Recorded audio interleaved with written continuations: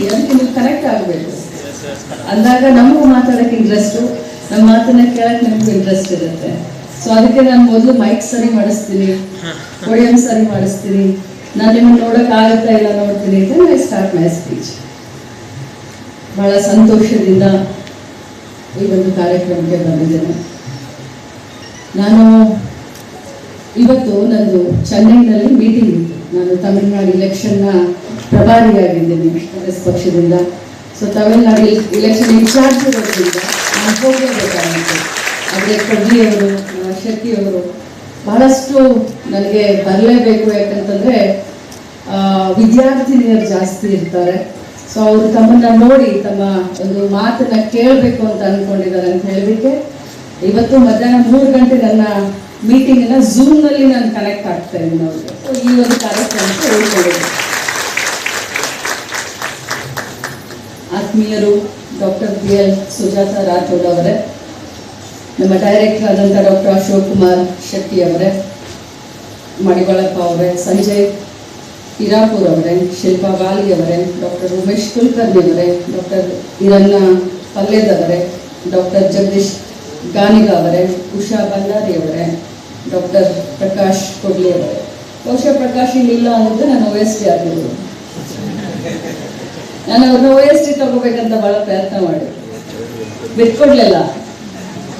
ಏನಿವೆ, ಮೊದಲನೇದಾಗಿ ನನ್ನೆಲ್ಲ ವಿದ್ಯಾರ್ಥಿನಿಯರಿಗೆ ಇವತ್ತಿನ ಈ ಒಂದು ಬಹಳಷ್ಟು ಮುಖ್ಯವಾದ ದಿನ ನಿಮ್ಮ ಜೀವನದಲ್ಲಿ, ನಿಮ್ಮ ಕರಿಯರಲ್ಲಾಗಿರ್ಬೋದು, ನಿಮ್ಮ ಕುಟುಂಬದಲ್ಲಾಗಿರ್ಬೋದು, ನಿಮ್ಮ ವೈಯಕ್ತಿಕ ಜೀವನದಲ್ಲಿ ಒಂದು ಮುಖ್ಯವಾದ ದಿನ, ಒಂದು ಕಾಲಘಟ್ಟ ಅಂತ ಹೇಳಲಿಕ್ಕೆ ಬಯಸ್ತೇನೆ. ಆ ಭಗವಂತನಲ್ಲಿ ನಾನು ಪ್ರಾರ್ಥನೆ ಮಾಡ್ತೀನಿ ತಮ್ಮೆಲ್ಲರ ಒಂದು ಉಜ್ವಲ ಭವಿಷ್ಯ. ಇವತ್ತು ನಾನು ಸುಮಾರು ವಿಚಾರಗಳನ್ನು ನಾನು ಡಾಕ್ಟರ್ ಸುಜಾತ ಅವ್ರ ಹತ್ರ, ಶೆಟ್ಟಿ ಅವ್ರ ಹತ್ರ ಮಾತನಾಡ್ತಾ ಇರಬೇಕಾದ್ರೆ ನಮ್ಮ ಬೆಳಗಾವಿ ಬೀನ್ಸು ಎಷ್ಟೊಂದು ಪ್ರಸಿದ್ಧಿಯನ್ನ ನಮ್ಮ ರಾಜ್ಯದಲ್ಲಿ ಮತ್ತು ದೇಶದಲ್ಲಿ ಹೊಂದಿದೆ ಅನ್ನೋದಕ್ಕೆ ನಿಜವಾಗ್ಲೂ ಬಹಳ ನಮಗೆ ಅಭಿಮಾನ ಅನಿಸುತ್ತೆ. ಈಗ ರಾಜ್ಯಕ್ಕೆ 2ನೇ ಸ್ಥಾನದಲ್ಲಿ ಇದ್ದೀವಿ ನಾವು. ನಮ್ಮ ಬೆಳಗಾವಿ ನರ್ಸಿಂಗ್ ಕಾಲೇಜ್ ಅಂತಲ್ಲಿ ಇದ್ದೀವಿ. ಮುಂಬರುವಂಥ ದಿನದಲ್ಲಿ ನಿಮ್ಮೆಲ್ಲರ ಮುಖಗಳನ್ನ ನೋಡಿದ್ರೆ ಮುಂದಿನ ವರ್ಷ ಫಸ್ಟ್ ರ್ಯಾಂಕ್ ತಗೊಳ್ಳೋದ್ರಲ್ಲಿ ಬಹಳ ಕಾಣಿಸ್ತಾ ಇದ್ದೀವಿ. ದೇಶದಲ್ಲಿ 38ನೇ ಸ್ಥಾನದಲ್ಲಿದ್ದೀವಿ. ಮುಂದಿನ ಬಾರಿ ದೇಶದಲ್ಲಿ 10 ಒಳಗಡೆ ಬರಲಿಕ್ಕೆ ನನಗೆ ಯಾವುದೇ ಒಂದು ಸಂಶಯ ಕೂಡ ಕಾಣಿಸ್ತಾ ಇಲ್ಲ. ಫ್ಯಾಕಲ್ಟೀಸ್ ತುಂಬ ಚೆನ್ನಾಗಿ ತಾವು ಕೆಲಸ ಮಾಡ್ತಾ ಇದ್ದೀರಾ, ತಾವು ಚೆನ್ನಾಗಿ ಅವ್ರಿಗೆ ಕಲಿಸ್ತಾ ಇದ್ದೀರಾ ಅಂತ ಹೇಳಿ ಇದೆಲ್ಲ ಆಗಲಿಕ್ಕೆ ಸಾಧ್ಯವಾಯಿತು ಅಂತ ನಾನು ಅಂದ್ಕೊಂಡಿದ್ದೀನಿ. ಇವತ್ತು ನಾನು ವಿದ್ಯಾರ್ಥಿನಿಗಳಿಗೆ ಮತ್ತು ಒಬ್ಬ ವಿದ್ಯಾರ್ಥಿ ನನಗೆ ಕಾಣಿಸ್ತಾ ಇದೆ. ನಾನು ನಿಮಗೆ ಏನು ಹೇಳಬೇಕು ಅಂತ ಹೇಳಿದ್ದೀನಿ ಅಂದರೆ, ಜೀವನ ಅನ್ನೋದು ಒಂದು ಸೇವೆ. ಹುಟ್ಟಿದಾಗಿಂದ ಸಾಯುವವರೆಗೆ ನಿಸ್ವಾರ್ಥತೆಯಿಂದ ನಾನಂತೂ ನಾನು ಮಾಡ್ತೀನಿ. ನಾನು ನಿಸ್ವಾರ್ಥ ಸೇವೆಯನ್ನು ನಾನು ಮಾಡ್ತೀನಿ. ರಾಜಕಾರಣದಲ್ಲಿ ಇದ್ದೀನಿ, ಆದರೆ ರಾಜಕಾರಣ ಮಾಡೋದು ಇಲೆಕ್ಷನ್ ಬಂದಂಥ 3 ತಿಂಗಳು ಮಾತ್ರ, ಬರೀ 3 ತಿಂಗಳು. 3 ತಿಂಗಳು ಆದಮೇಲೆ ನನ್ನ ಮನಸ್ಸಿನಲ್ಲಿ ಏನೂ ಕಲ್ಮಶ ಇರೋದಿಲ್ಲ, ಏನೂ ಜಲಸ್ ಇರೋದಿಲ್ಲ, ಏನೂ ವೈರತ್ವ ಇರೋದಿಲ್ಲ, ಬರೀ ನಿಷ್ಕಲ್ಮಶವಾದಂಥ ಒಂದು ಸೇವೆ. ಹಾಗೆ ನಿಮ್ಮನ್ನು ನಾವು ಎಷ್ಟು ಹೊಗಳಿದ್ರು ಕೂಡ, ನರ್ಸ್ಗಳನ್ನು, ಬ್ರದರ್ಗಳನ್ನು ನಾವು ಎಷ್ಟು ಕೂಡ ಅದು ಕಡಿಮೆ. ನನಗೆ ಯಾಕೆ ಅನುಭವ ಯಾಕೆ ಬಂತು ಅಂದರೆ, ಹೋದ ವರ್ಷ ನನ್ನ ಆಕ್ಸಿಡೆಂಟ್ ಆದಾಗ ನಾನು 45 ದಿನ ಬೆಡ್ ರಿಡನ್.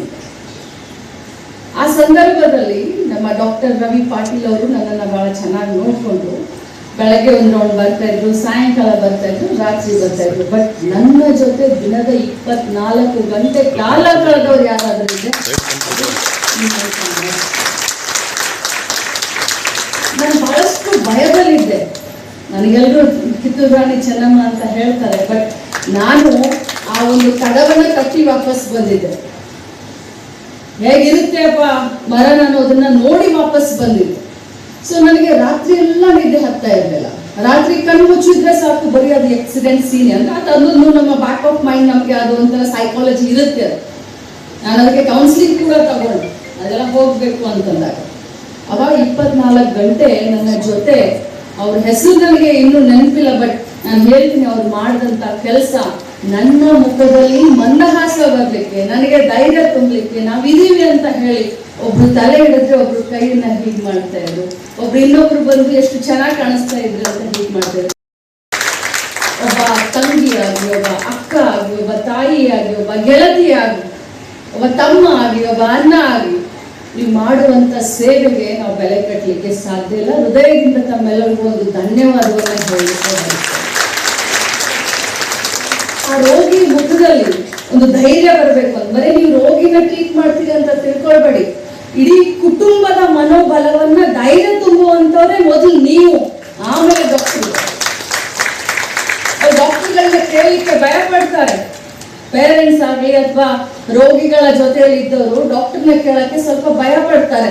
ಆದ್ರೆ ನಿಮ್ಮ ಹತ್ರ ಕೇಳ್ತಾರೆ, ಹೇಗಿದ್ದಾರ್ರಿ ನಮ್ಮ ಮನೆಯವರು, ಹೇಗಿದ್ದಾರ್ರಿ ನಮ್ಮ ಮಗ, ಆರಾಮಾಗ್ತಾರಿಲ್ಲೋ ಅಂತ. ಅವಾಗ ನೀವು ಇಲ್ಲ ತುಂಬಾ ಚೆನ್ನಾಗಾಗ್ತಾರೆ, ಆರಾಮಾಗ್ತಾರೆ, ಹುಷಾರಾಗ್ತಾರೆ ಅಂತಂದ್ರೆ ಅದು ವೇದ ವಾಕ್ಯ ಅಂತ ತಿಳ್ಕೊಳ್ತಾರೆ. ಅಷ್ಟು ನಿಮ್ಮ ಮೇಲೆ ಬಲವಾದಂತ ಒಂದು ವಿಶ್ವಾಸ.